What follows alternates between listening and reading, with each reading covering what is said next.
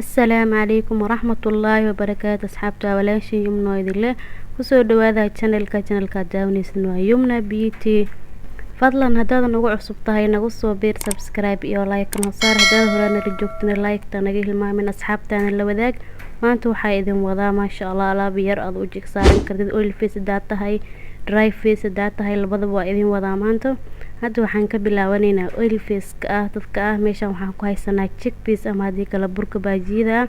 Asxaabta haddana waxaa ku soo darsanaynaa 3 qaado oo buuxda qaadada yariista oo buuxda ayaan ku soo darsanaynaa 3 oo rose water ah. Rose water haddaadan haysan waad ka maarmi kartaa, waxaad ku darsan kartaa biyaha liinta ayaad ku darsan kartaa. maasha Allah asxaabta aad ayay ku anfacaysaa maalin walba ujigaada waa inaad saartid alaabtaaniite.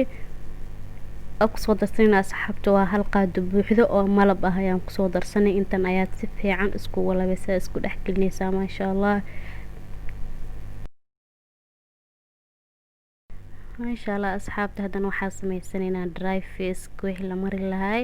hadda waxaa ku soo darsanay waa 1 qaado oo chickpeas ka iyo waxaa 3 qaado oo buuxda ayaad ku soo darsanaysaa oo rose water ah. ama hadii kale sida hore kugu sheego waxaa ku darsan kartaa liin hatta waa ku darsan kartaa. hadda meesha waxaa ku haysanaa qaadada weyneed oo buuxda ayaan ku soo darsanay oo yogurt ah plain yogurt waayo. intaas ayaa si fiican isku dhaxlabaysaa. بعدين asxaabta waxaa inta nooga diyaarsan waa huruud waxaan ku soo darsanaynaa qaada hafkeeda waaye saa u jeedaanba. intaas ayaad si fiican isku dhex daraysaa haddana malab 1 qaado buuxda kale ayaa ku soo darsanaynaa maasha Allah asxaabta. intaan ayaad si fiican isku dhex gelinaysaa. maasha Allah asxaabta saan ayay nooga soo baxday maalin walba ujiga hadaa saaratay intaan adaa isbedel arki doono. fadlan haddaad ka heshay videogan like iyo share kana hilmaamin insha Allah.